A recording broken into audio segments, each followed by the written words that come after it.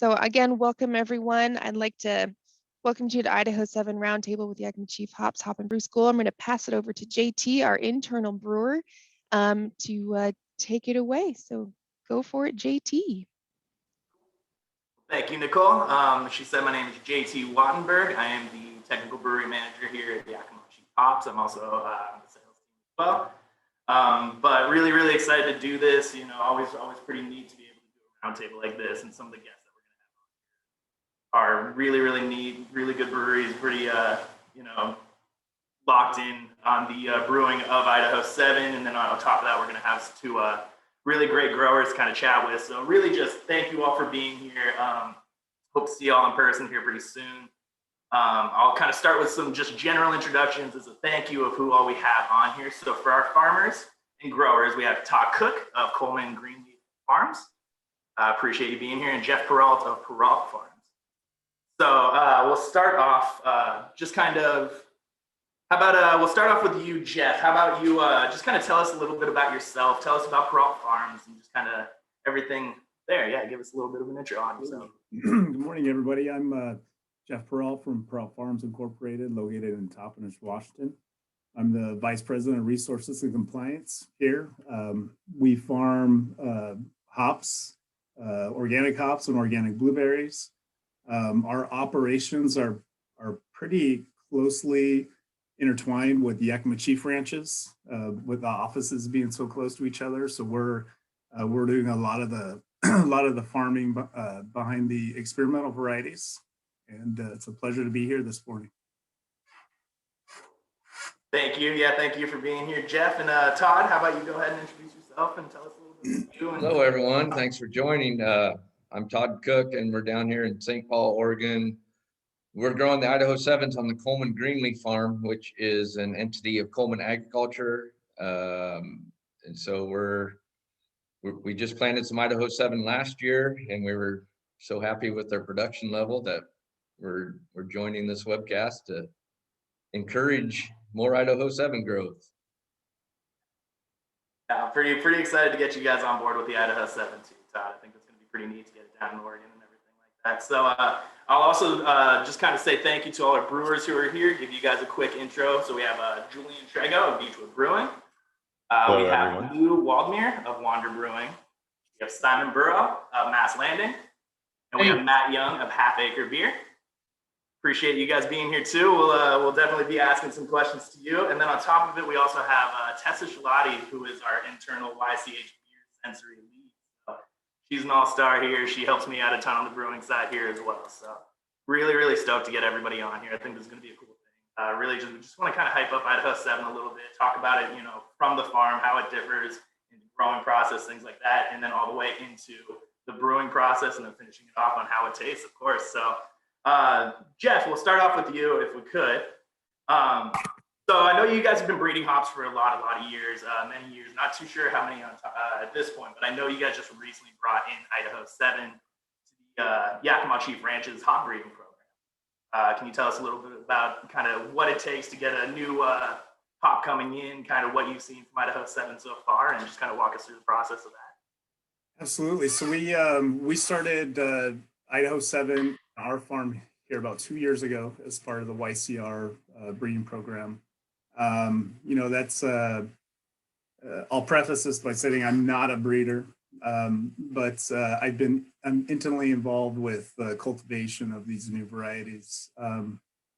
So one thing I can add, that the decision to add Idaho 7 was somewhat intuitive, because Nate clearly had this similar goal of creating value for both brewers and growers.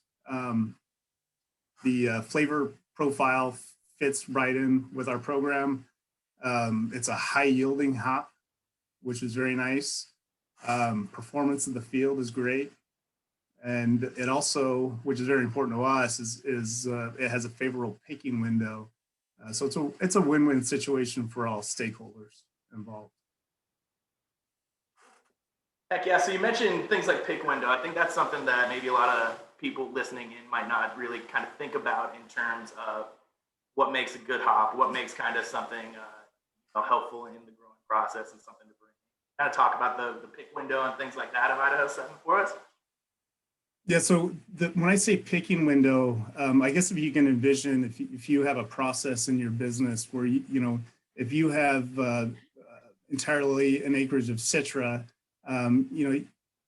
part of that acreage in the beginning of the season and part of the acreage at the end of the season probably isn't going to be high quality. So you need to really spread out your picking window. You can only put through your production or through your process at one time. So Idaho 7 is nice because it has a later picking window. So, right now we're picking it after mosaic, which, right now that's, there's a big rush between Simcoe, Citra, and mosaic. It's very rushed to get them off.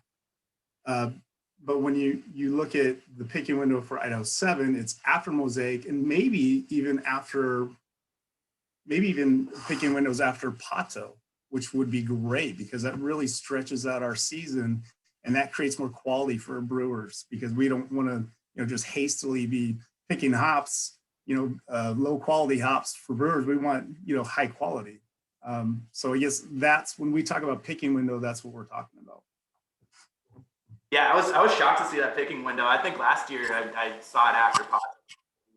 I always thought Pato was so late. And we're still learning more about, and getting kind of prepared for this presentation a little bit, and talking to people we're still learning more that the picking window could be beyond what we originally thought, which is really good. So if we can stretch that out a little bit and create a little bit more value, it would be really nice.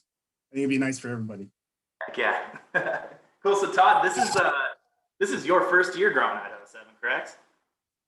Yeah, actually, we planted them last year, got them in the ground, and here in Oregon, our mild temperatures in the spring usually don't allow us to get a crop on the first year that we plant them. But last year, we've heard so much about the Idaho 7 and how vigorous growing they are.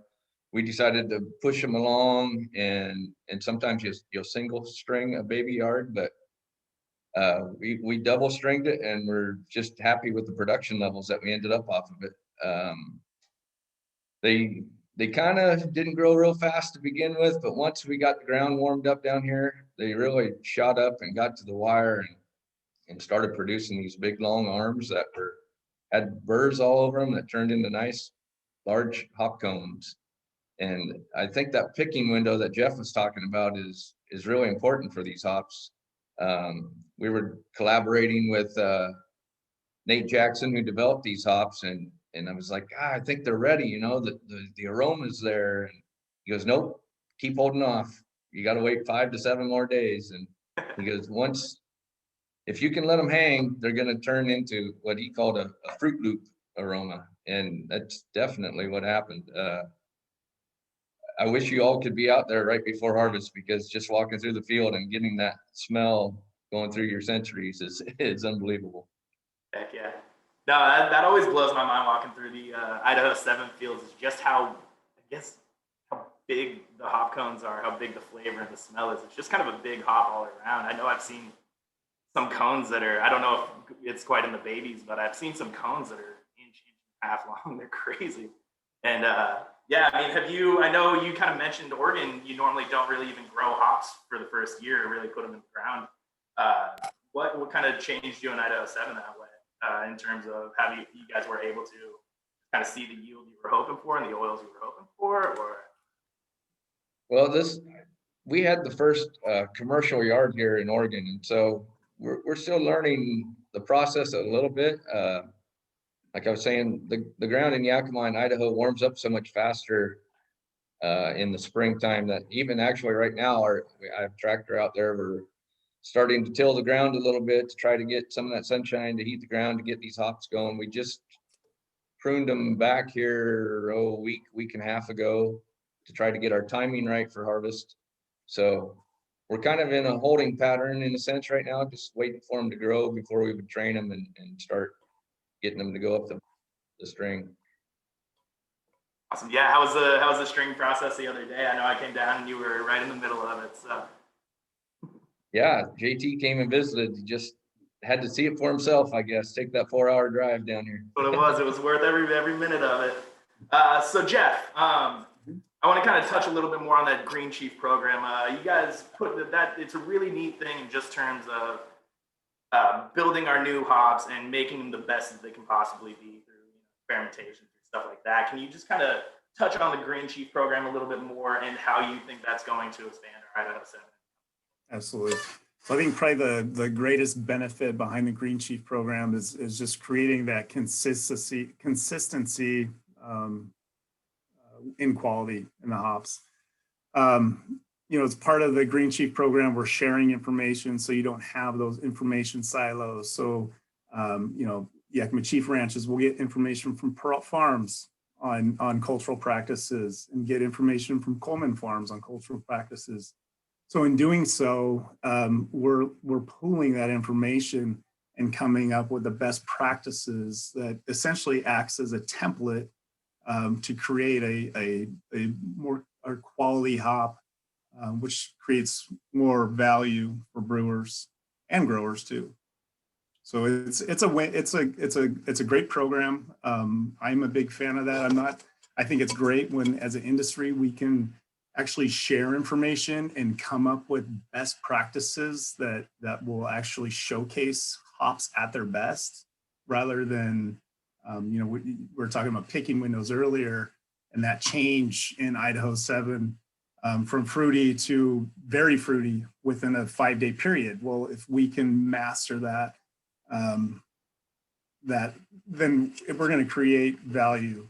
And then I guess another thing I can add, because we assume that everybody knows what goes on a hop farm, but there's many dates or variables that we can change through training dates, pruning dates, and then picking dates. So we can change those variables.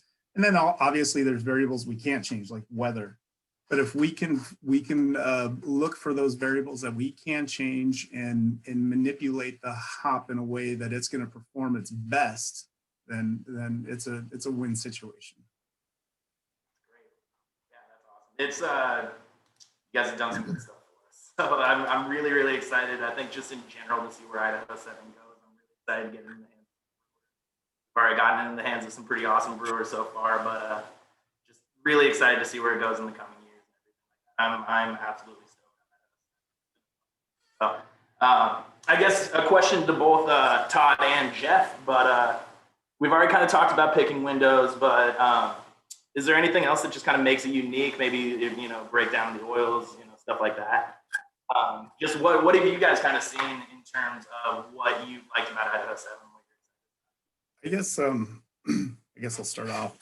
But I think from a sustainability standpoint, I really like the fact it's a high yielding hop. So we've got, our first year babies, I think we were around 8 bales an acre. But our second year yard last year was 15 bales per acre, which is really good. And so we're looking at a time as the population grows, you want to do more, produce more with what acreage you do have.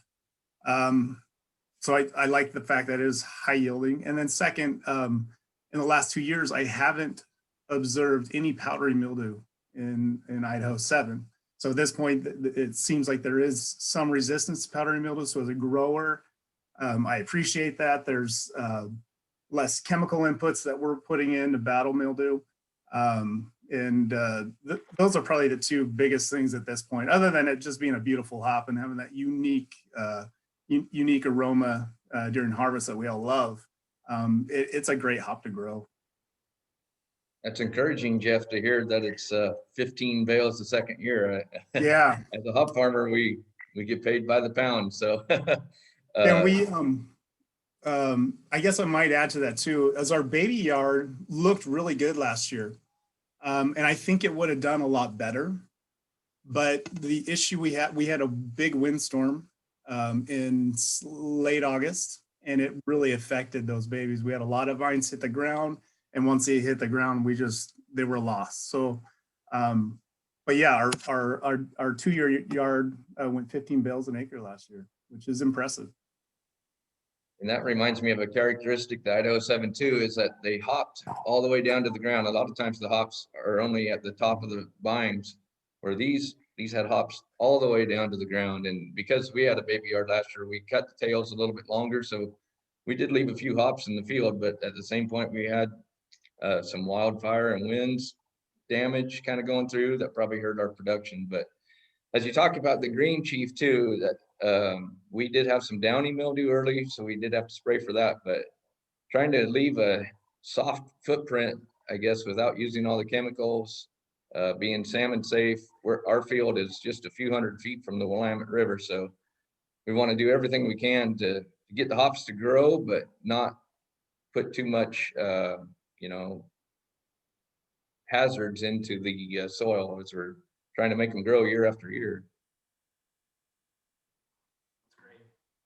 Yeah, so Todd, I'll kind of stick with you, but if you wanted to start us off, can you give us an update just kind of on how the root digging this spring has gone for you? I know, just kind of being the first year doing it and everything like that. Are there any kind of highlights of gearing up towards the harvest or anything like that?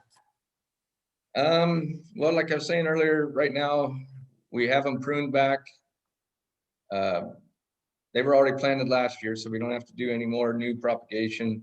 We would like to, if we can get Yakima Chief and all the brewers to buy more Idaho 7s, we'll plant more hops and we'll plant more acreage. But right now we're just trying to get some fertilizer on them, prune them back, have the string in the ground, and our next step will be training the strongest 4 vines onto the string and watch them grow. Yeah, it's an exciting time. This is one of my favorite times of the year. How about you, Jeff? How's the stringing gone for you so far? It's going really good. We've got a really good crew working with us. So we planted our rhizomes about 2 weeks ago. So we start digging roots really early in the season. Typically, as soon as the snow melts, we're out there digging roots. And so we want to try to get planted before middle of March if they're rhizomes.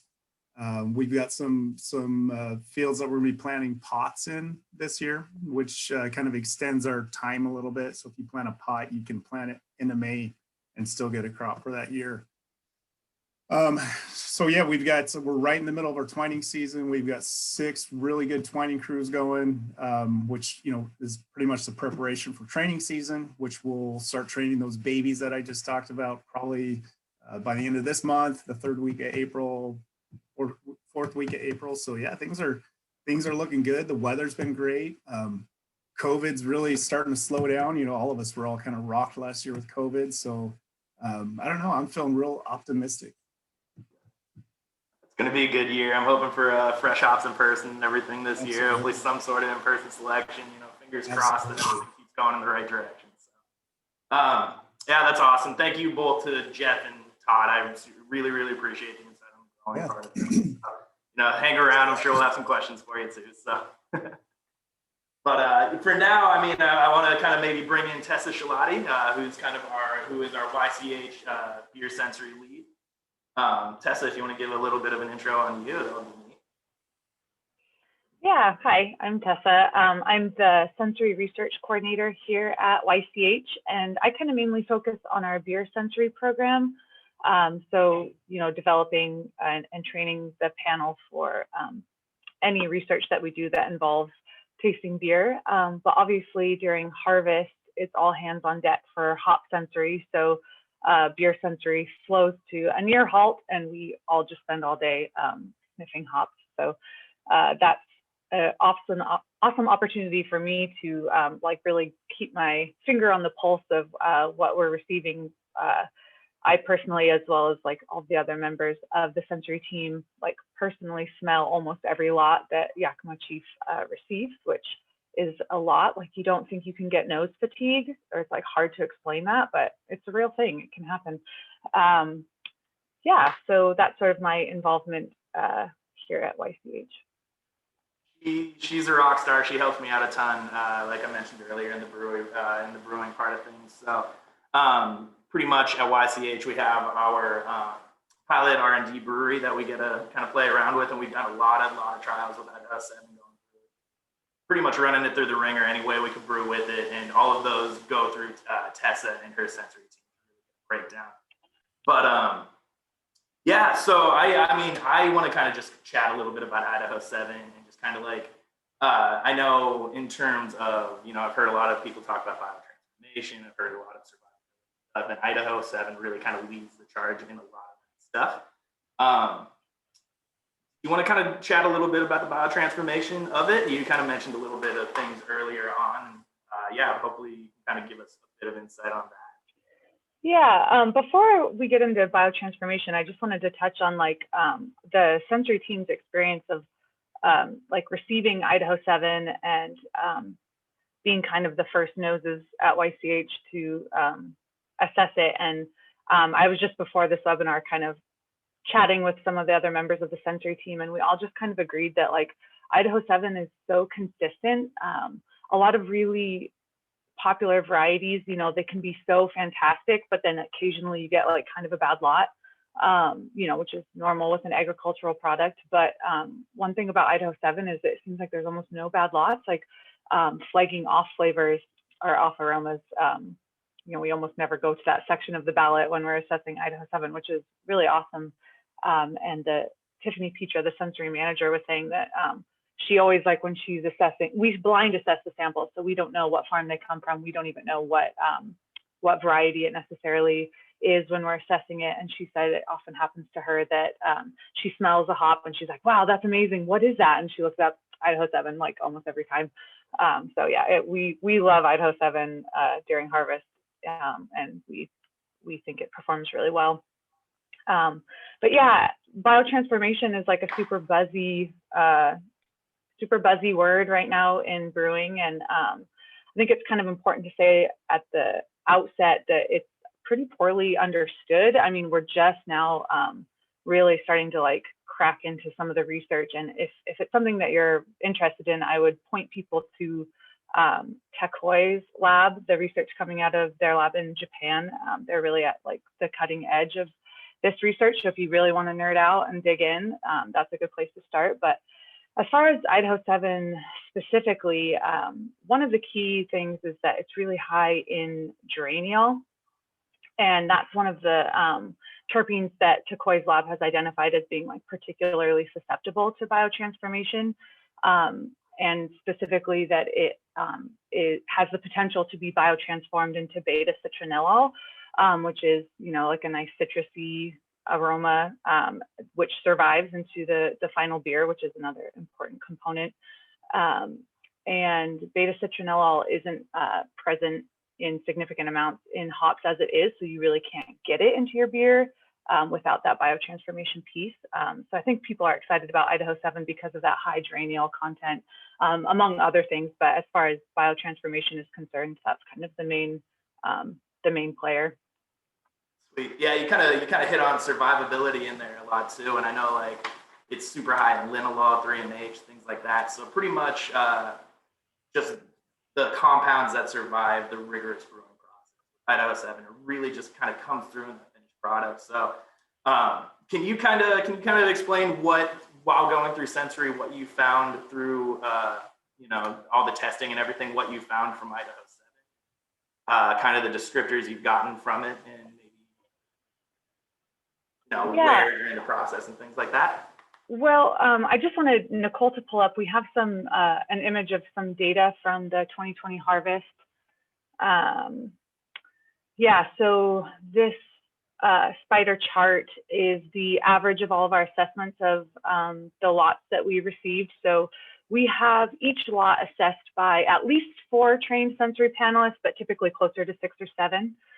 So these 2 charts represent the averages of those assessments. We did receive 3 lots from Oregon, but since it was just 3, I'm not showing the data because it's just not enough to get like a very compelling average. But people talk a lot about the kind of differences between the states and the growing regions.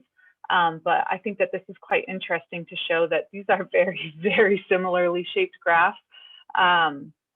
We did just get the 12 lots from Idaho, and then it's 25 lots from Washington. So, you know, there's slightly different numbers at play here, but yeah, I think they are quite similar. We're seeing a little bit more of that kind of sweet aromatic, so maybe that sort of candy bubblegummy characteristic that comes from Idaho 7. But, you know, really it's a difference of like less than 10%, so not a huge impact, whereas we're seeing a little bit more berry and stone fruit coming out of the Washington ones. similar levels of tropical, very similar levels of citrus. Yeah, so this is kind of the breakdown of Idaho 7 from the 2020 crop year. That's really neat to see, actually, because I know I've read and I've heard some people say, you know, you can only get Idaho 7 out of Idaho. That's the true Idaho 7, but it's really, really neat to see just across the board, and like you said, just how consistent, how quality we can make those even in Oregon as well. So I'm really, really excited to get some Oregon charts up there too. But I'd have to imagine they're all going to be just like a huge sweet aromatic, huge berry, just kind of exactly what we're seeing. That's a neat thing. That's really, really cool to see. I think it speaks. I think it really speaks to how well managed this variety is that we see this level of consistency. You know, I'm not sure. You know, when a hop variety is newly on the scene, it can take some dialing in, but it seems like Idaho 7 is like I said earlier, just really consistent, and I think that really speaks to the management of the variety by the farmers. Can you kind of talk a little bit about how just kind of the process of running a hop through sensory, or just kind of running it through a beer sensory panel, how you come up with these graphs a bit? Yeah, so during harvest, we're receiving hundreds and hundreds and hundreds of hop lots. So we take a core sample. We use the hop grind method. So we use just like a little blender, grind it up, put it into jars, and then we make sure at the very least 4 trained panelists assess it, but we aim for 6 or 7, like I said, but they fill out a ballot. So we have an internally developed sensory app, which shows all of these characteristics that were on that graph. And the panelists are able to kind of slide a scale and rate the intensity of each of those. We call them major complexes. So things like berry and citrus and tropical would be like a major flavor complex.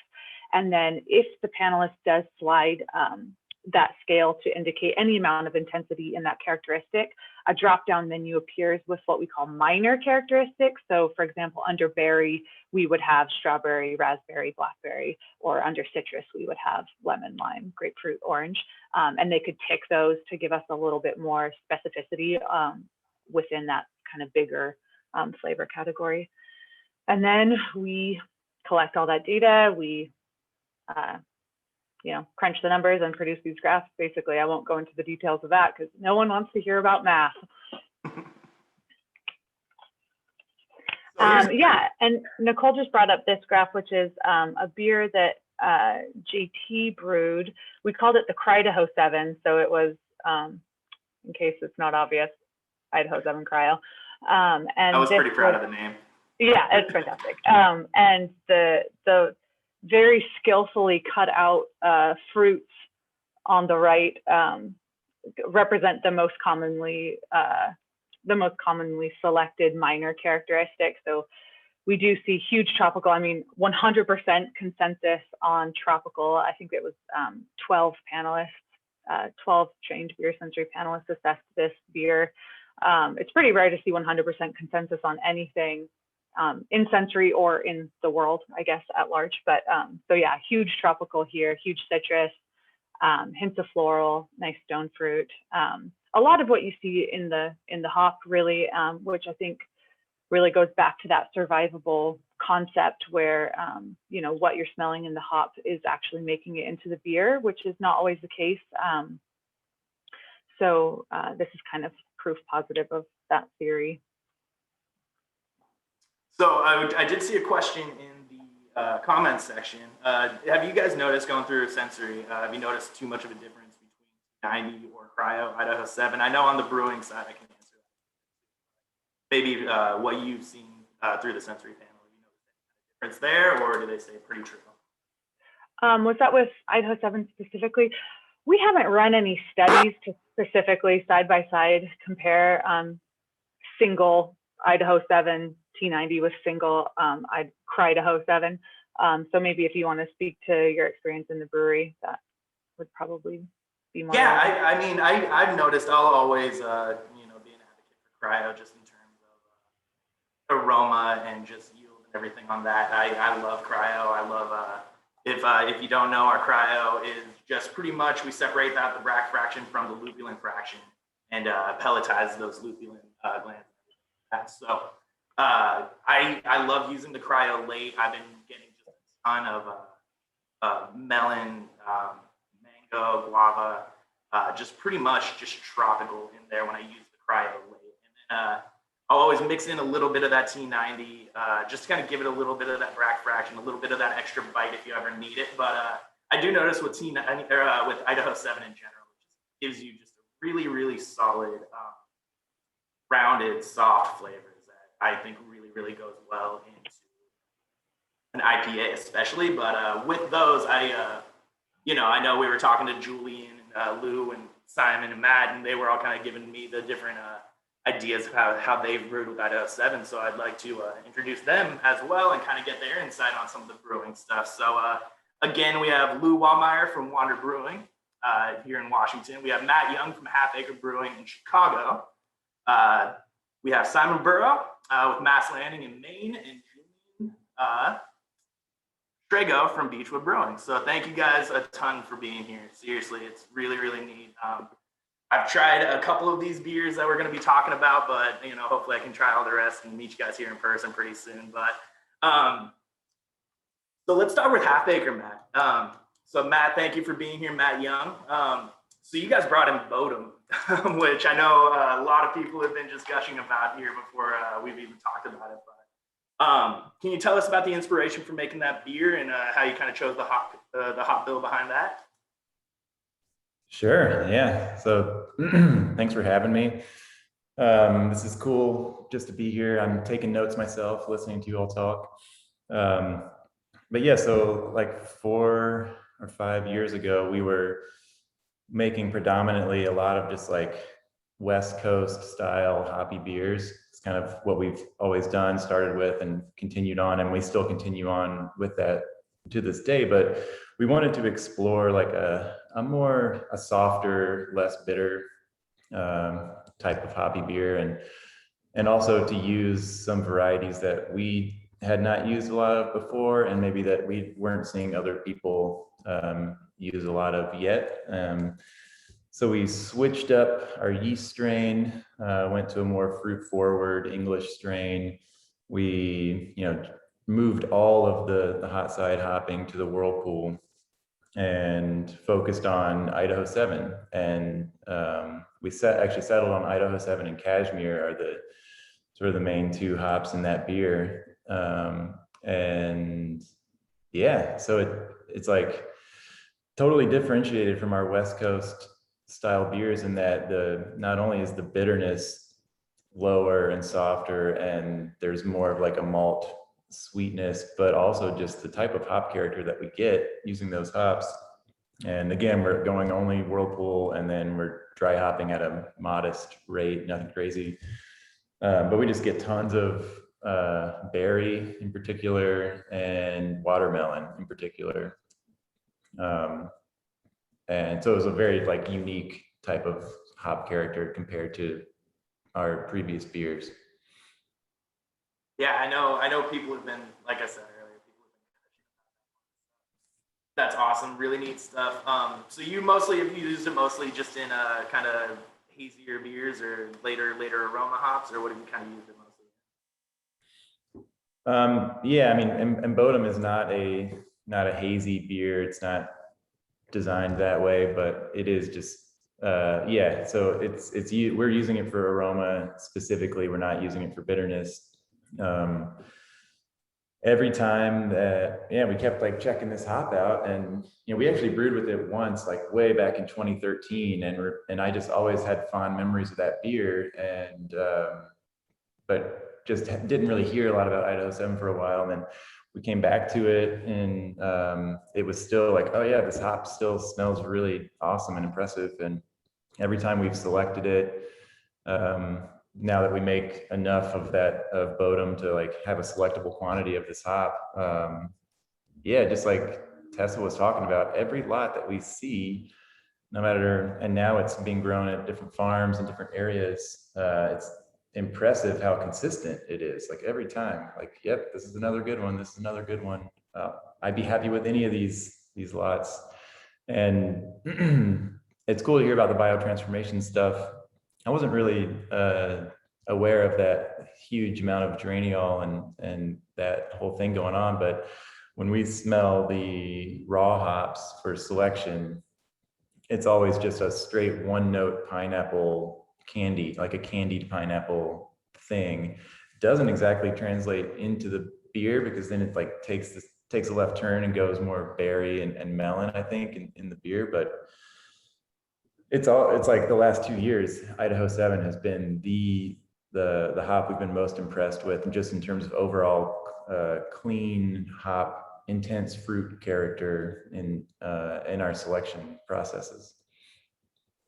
Yeah, you mentioned kind of that biotransformation, a little bit of the geraniol and everything. I want to say, I mean, don't quote me on this, but I want to say it might be our second highest hop, or if not the highest hop that we come out with in survivability oil. Yeah, so kind of a neat thing. Yeah, so Julian, I wanted to kind of bring you in on this as well. You mentioned Sure. you made a West Coast with it. I'm kind of curious to hear about how that one went, and then I want to hear about the collab you did with Made West as well. Absolutely. Also, and I guess I've been bad at this, but go ahead and give yourself an intro. Sorry, Matt. I think I forgot. Sure. My name is Julian Shrego, and I'm the brewmaster and co-owner of Beechwood Brewing in Southern California. We are primarily a West Coast IPA brewery. We have a brew pub aside from our production facility, and then we also have a sour beer barrel house. We're able to do a lot of experimental stuff, including a lot of experimental West Coast IPAs, experimental hazy beers. But all of our Idaho 7 application has been in West Coast IPAs and double IPAs. And we find that it has really big tropical fruit components that a lot of people here have noted, especially when you strip away the green matter and use cryo. And that's the most common form of Idaho 7 that we use. And specifically in the Made West collab, Idaho 7 Cryo and Mosaic were the two driving hops in that beer, and pretty much the entire dry hop. And I personally find that Idaho 7 has a lot of parallels with Mosaic. It's a little bit more fruit forward than Mosaic. And there's been some discussion about biotransformation and geraniol levels, which is something that we've focused on in our hazy beers at Beechwood. And with our yeast strain for hazy beers, which is specifically Y yeast London 3, we've definitely found that elevated geraniol levels in wort lead to a much fruitier, juicier beer. And we've been able to have our wort analyzed pre and post fermentation to kind of show that biotransformation. I will say that Sabro is also incredibly high in geraniol, very, very high in geraniol. So that is a good biotransforming hop, but we're talking about Idaho 7. So that's my long answer. Figuring out the ones that it plays well with is always part of how to brew with it too. So I agree that those Neomex kind of really plays well with it. Adds to that tropical. So that's neat. Thank you for sharing. Sure. And then we'll kind of come back to you, but so let's go back to Simon. You did an Idaho 7 collab here pretty soon too, and go ahead and give us an intro on you, and if you want to share any kind of technical background on how you brewed it, the yeast you used, kind of just chat a little bit about how you like Idaho 7. Yeah, I'm Simon Burho. I'm the head brewer at Mass Landing Brewing. We've been working with Idaho 7 quite a bit. We've been brewing a lot of one-off beers since I started back in 2018, and I think the reliability of that hop, and as well as the versatility, just made it a really great candidate. And it was just like, we often, when putting a hop bill together, would feel somewhat guilty throughout, like, just like, well, what else do we, what else do we want to include? It's just like, we couldn't help but keep going back to Idaho 7. And so I feel like in our hazy beers that we're brewing more frequently, I think that those are really, you'll find Idaho 7 in a lot of them. It just pairs really well with a lot of things, and it's got an excellent versatility. And the collaboration we had done with Yakima Chief for our Idaho 7 beer was a hazy double IPA that was called Canyons and Gemstones. And we actually brewed that with Laurel as well.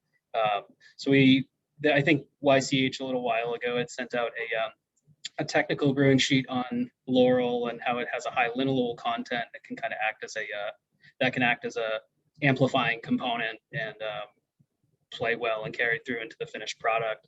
And so I thought pairing that with Idaho 7 would just work really well. So we used a good blend of Laurel and Idaho 7 T90 on the hot side. I feel like that contributed a nice citrus component to the finished product. We did a biotransformation on that beer. That was a blend of T90 as well as Idaho 7 Cryo. And I feel like that really contributed a nice stone fruit character to the beer. And just to build a foundation to just hit really heavily with a dry hop, which works for hazy beers. And the rest of the 2 rounds of dry hopping was just a touch of linalool and then Idaho 7 Cryo, Idaho 7 T90, and the finished product in that with that beer specifically, I felt was just a really wonderful blend of stone fruit and tropical fruit. Trying it off the canning line, it just got like really bright, really bright, just pineapple notes and melon and kind of a sweet peach, maybe white nectarine. And funny story, I actually found a can of Canyons and Gemstones in the back of my refrigerator about a week ago at this point.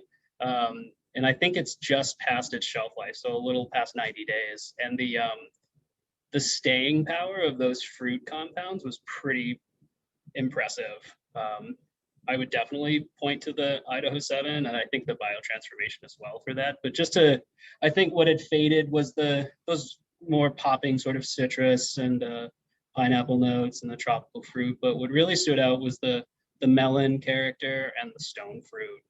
That was really cool, and I was really, really happy to just know like that.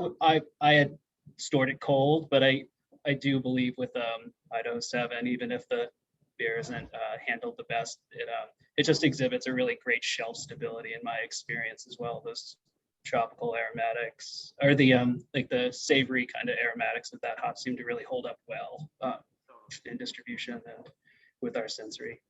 Yeah, sometimes it almost even seems to kind of grow as it ages every once in a while. I've noticed too, which is kind of an incredible thing with that Idaho 7, how it goes. So yeah, thank you for that. I'm bringing it over to Lou at Wander. Lou, if you want to, I'll give you guys a shameless plug. Wander's probably one of my favorite breweries in Washington, so you guys make some awesome beer. Yeah, go ahead and give yourself an introduction if you would. Yeah, I'm Lou Waldmeyer. I'm the head brewer here at Wander Brewing in Bellingham, Washington. We've been using a lot of Idaho 7 for, I'd say, the last 2 years. We do a lot of one-off hazy, juicy IPAs, and like Simon was saying, it ends up just like you feel like you're cheating. Just throw some Idaho 7 in it because it's so blendable that we end up utilizing it in that way. Kind of like Mosaic, like Julian was saying. I totally agree with that. We apply it like we apply Mosaic to a lot of stuff, where we know it's going to sort of pair with whatever we want to kind of bring along with the ride. Most recently, we did a juicy double IPA with Yakima Chief, with Idaho 7 and Simcoe. And we use those two, both T90 and Cryo, starting at Whirlpool through into dry hop, both those varieties. Definitely a huge peach bomb with pineapple, kind of all the things you'd expect from that hop pairing. We were pretty excited to do that pairing because of how Simcoe's a hop that sort of has a different, it can fill in some gaps that Idaho 7 doesn't necessarily pop off. Like Idaho 7 is, we're talking super fruit loopy, tropical, biotransforms into this great thing. And Simcoe, while also being complex and doing a lot of that, also has that that extra dank, almost cat pissy sort of thing. And that combination, we feel kind of brought a full spectrum hop character, which is pretty cool. Definitely. Yeah, and I guess I'll open it up to the crowd or to the crew at this point. But what have you guys? What hops have you guys seen? I mean, we kind of got the full spectrum of different kind of beers to throw Idaho 7 in, from West Coast to hazy. But what kind of hops are you guys seeing that play well with Idaho 7 in terms of making up a hop bill? Anybody can go ahead and jump in. Like Simon had mentioned earlier, Laurel. And that was one that I remember when it was introduced. It was brought to the market as a lager hop, a mild lager hop, but we've only ever used it in IPAs and double IPAs. And Laurel is one that we've even done a single hop IPA with that a couple times at our brew pub, and that's a great IPA hop that plays really well with Idaho 7, in my opinion. Totally, yeah. You want to talk about Geraniol right there? That's awesome. Yeah, anybody else, feel free to jump on in. Citra and Idaho 7, but that's obvious, I'm sure. Well, it's one of our flagship combinations is Citra Idaho 7. Totally. Yeah, and I've played around with it a little bit with a lot of our HBCs from YCR as well, Yakima Chief. But I mean, our HBC 630 just has a ton of cherry notes to it, and I've blended it with our 586 as well, which is just they play so well, just nice fruity. We've been trying them in our new EXP series that we've been coming out lately. Has anybody used Idaho 7 flowers, or am I the only person here that's done that? Not yet.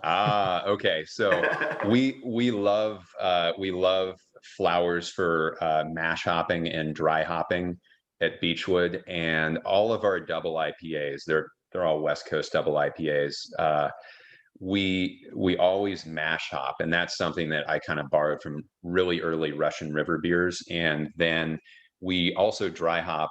We do a secondary dry hop in the bright tank on all of our double IPAs. That's usually a combination of flowers and pellets, which is something that I learned from Pizza Port in the early 2000s. And then we recently did a double IPA that was focused on Idaho 7, T90, cryo, and flowers. And then we also used that pure Idaho malt as the base in that. And as a nod to Idaho, we called it Bora Peak, which is the tallest mountain in Idaho. But the flowers are really, really cool expression, because you get all the tropical stuff that people are talking about, but you also get that really fresh, leafy component that some people might be more familiar with in, say, Sierra Nevada beers. So it is a really cool way to have something modern with just a kiss of kind of some old school, I guess, less processed components. I would love to try it in a fresh hop in that vein, and knowing that the picking window is sort of maybe getting pushed further and further back, is good to hear from a driving over to Yakima perspective to pick them up. To have an extended window is pretty exciting. I think that'd be pretty good in a fresh hop. One hop. Matt, you have any cool combinations you were able to come up with while experimenting? Was that to me? Yeah. Sorry. Well, I think that one we brewed in 2013 was Idaho 7 and Citra. Worked well, shocker. And then, yeah, we've like with Bodum, like I said, Cashmere and Mosaic is also in that beer. So the three of those. And we've gone back, and I think we've done Simcoe as well. And yeah, that one worked really well too. The Laurel thing is cool. I like to hear that. I'd like to try it. And also I think I love the sustainability component of all of this. I think is awesome. And I just wanted to mention that is a really cool thing, that it is such a late picking window, high yielding. Like, we should be trying to prioritize that, or at least consider that as a factor when developing new recipes and beers, that there are hops that are just horrible to grow, but people keep using them. And then there are new exciting hops that are much easier and better for the environment and easier to grow. And yeah, I think that's a cool thing just to factor in whenever we can. Okay, so it looks like we are kind of running towards the end on time. So I figured this is a good time to open it up to just everybody listening, ask questions, jump in on that Q&A. We'll probably have Nicole jump in and ask the questions if that works. But yeah, this is the time to just anybody who wants to jump in, please feel free. Awesome. Yeah, thanks guys. You guys have been very awesome and informative. We'll go through the Q&A questions that we have, and then I also have a list of the questions that people submitted when they registered. So we'll see how many we can get to. So let's start things off from Dimitri. Questions for the brewers. How can you tell a good Idaho 7 from bad? I've gotten some that were really fruity and some that were all dank. Both smelled great. So, I mean, obviously, your nose is the first tool in selecting hops. But if you're not able to select hops explicitly during harvest or just after harvest, you can always reach out to your suppliers and see, hey, what lots do you have on spot, and do you have spec sheets for those? I've certainly asked YCH for spec sheets on different lots of spot hops, and I've been able to say, that's the Idaho 7 that's got the parameters I'm looking for. And you might even be able to get harvest window, because in general, the later things are harvest, the more they kind of trend towards that garlic onion overripe characteristic. You might start to lose some of the fruit if you go too late in the harvest.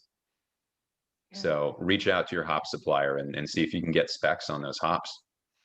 Yeah, Tessa from I the want to sensory. second that, definitely. Yeah, Tessa from the sensory side. Any thoughts on that one? I mean, I kind of already said, like, from my perspective and just smelling them as they're coming in, this is obviously like pre-processing, pre-storage, pre-shipping, all of that. But the way you tell a good lot from a bad lot is, for me, is it Idaho 7? And if the answer is yes, then it's just, in my experience, been pretty good. So I can't remember every lot I've ever smelled, but I'm sure maybe there were one or two bad ones. But I see it as a very consistently good hop. Sure, great. All right, from Ashley, what is the HSI and storage characteristics been like for Idaho 7? And also, is there any noticeable terroir variation between Peralt and Coleman Greenleaf farms? So whoever wants to pop in on that. That's probably a question for Jeff and Todd on that one. No, the HSIs seem pretty good, but I can't speak to it quite yet. So I'm sure there are some terroir differences between Yakima and Oregon, but I'm really impressed with how you said that every Idaho 7 seems to be so equal in their aromas in your sensory evaluation. So maybe with this hop, there isn't a lot of difference. I know some of ours that we had had a very high alpha too, which is a little different for an Oregon hop. So it's interesting. We'll compare that more in the next few years, I'm sure. Yeah, I can't really answer that question. All I've really been accustomed to is our hops here at Pearl Farms. I haven't really done any comparisons. So it's interesting thought. Awesome. Yeah, so hopefully more info on that one as we learn more about Idaho 7. So from Adam, is there any way to explain why one hop variety might be more sensitive to terroir effects over another?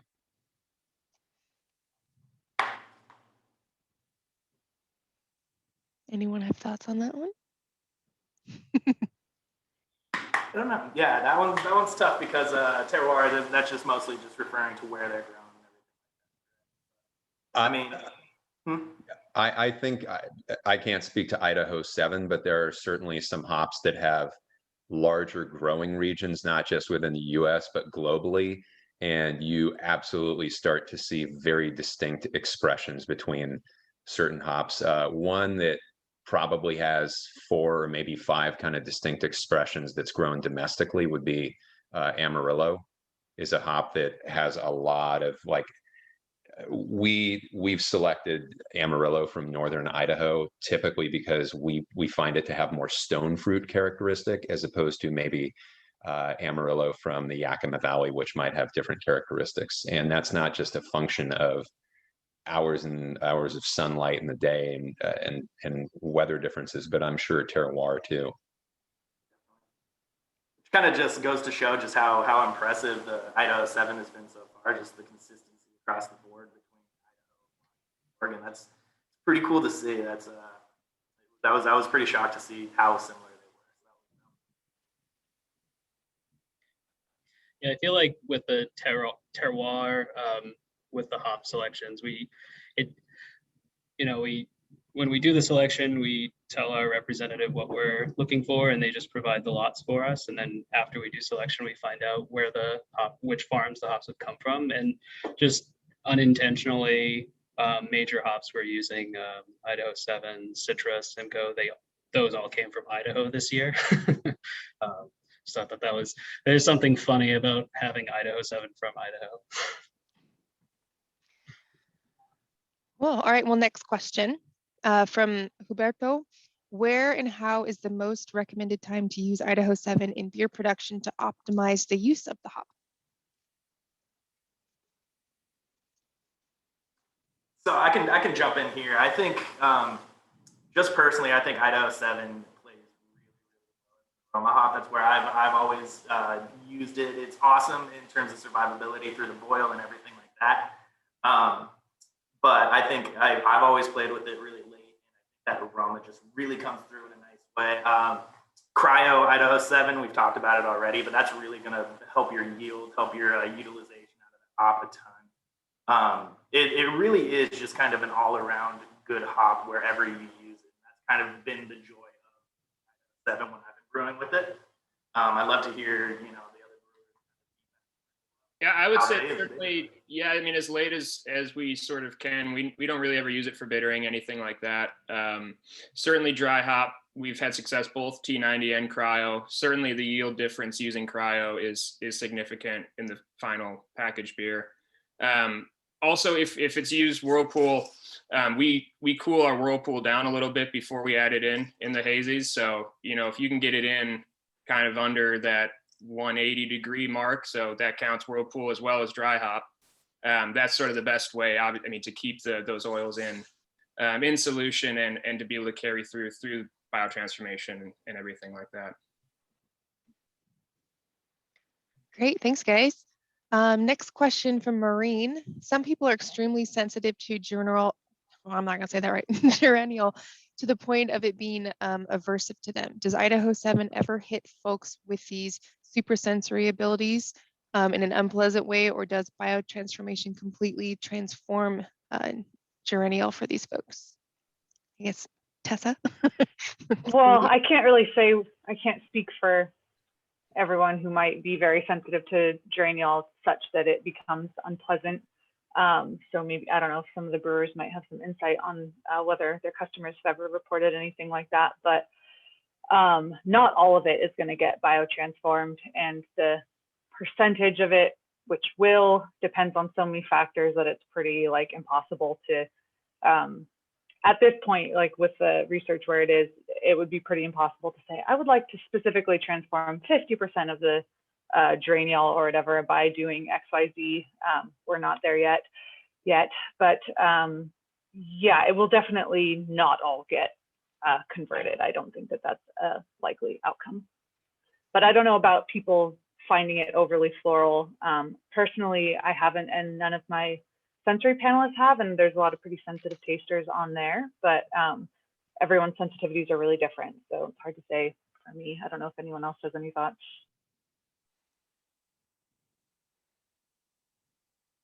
All right.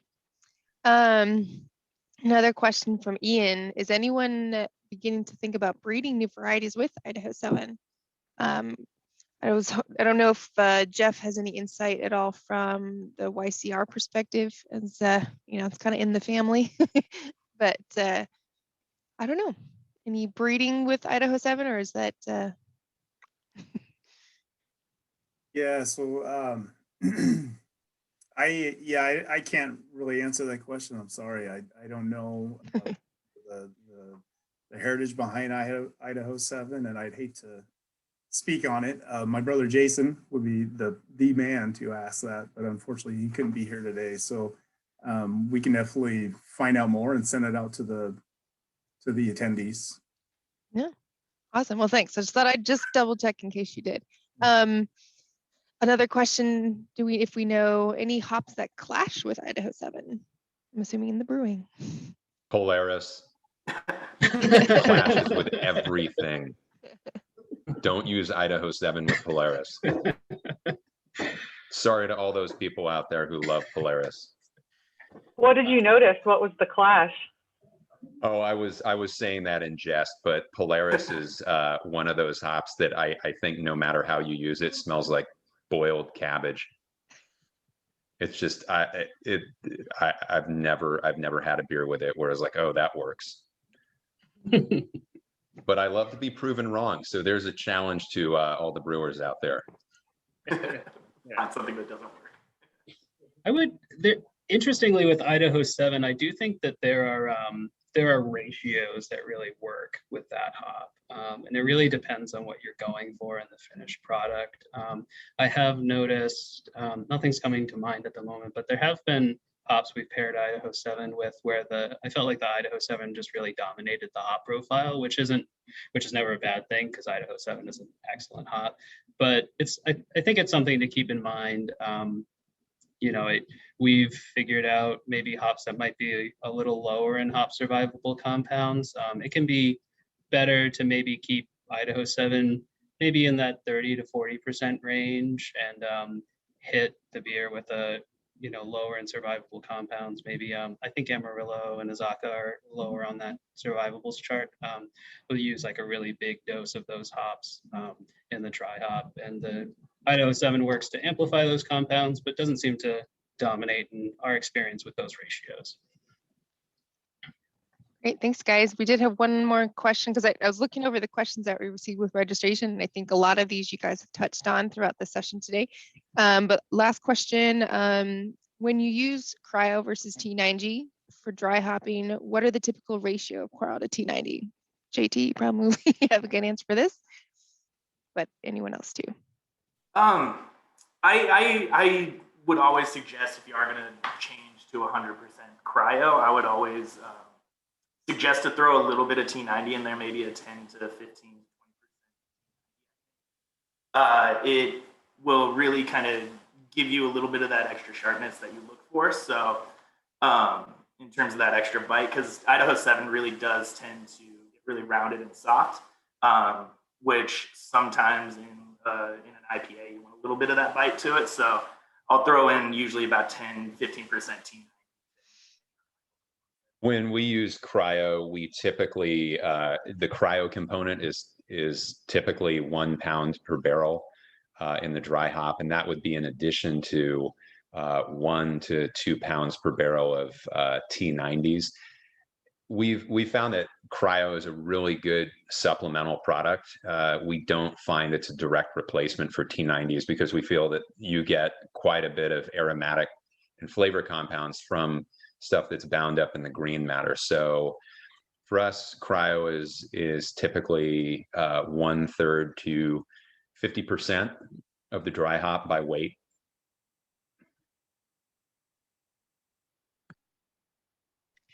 Awesome. Well, thank you guys. Well, we're gonna kind of wrap it up. We've kind of gone over the hour. I know there's still more questions, but we'll be able to. I'll let you guys know where to direct those if you do have future questions. Before we kind of officially sign off here, I wanted to go over, we did have winners for those that registered. So we have some gift card winners. We have Billy Lau from Liquid Garage. And so all of you, I will be reaching out to you individually. Mike Smith from Aeronaut, Patrick Hellstrom. I'm not going to pronounce that brewery correct because it's in Sweden. So congrats over there. Bradley Robinson from Fractal Brewing and Ted Webb from Tradewater Brewing.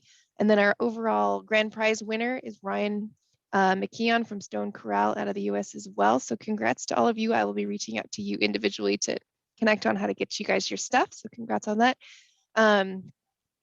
JT, any last minute wrap ups for you before I end us off here? Really, I just want to say thanks to everybody for being here, both the panelists and everybody who joined in. But huge thanks to Todd, Julian, Lou, Simon, Tessa, Matt, Jeff. Thanks to you, Nicole. Thanks to everybody. I really want to, it was cool. It was fun to be part of this. So we do have another Hop and Brewer School coming up on May 17th. The topic of that is going to be beer soluble hop compounds. And I would love it. So just huge thanks to everybody. Yeah, and more info will be emailed out and posted on social as we get closer to that session on how to register and what exactly is going to be happening, and other information on that one, like you said, on May 17th. So be on the lookout for some emails and social posts about that. And again, just a reminder, if you do have general questions about today's session, you can just email Brew School at Yakima Chief. And then always, if you do need brewing help, you can do our brewing help at yakimachief.com. We have a great group of staff behind the scenes that will help you answer any and all questions that you might have. So with that, again, I'd like to thank you all for coming. Hope you have a great day. Thank you again, all brewers and growers and staff. You guys were amazing. And we'll be posting this recording here hopefully by the end of the day on our hopandbrewschool.com website and posting via social. So feel free to rewatch and share. So thank you all. Have a great rest of your week. Cheers. Thank you. Thanks, everyone. Thank you, everyone.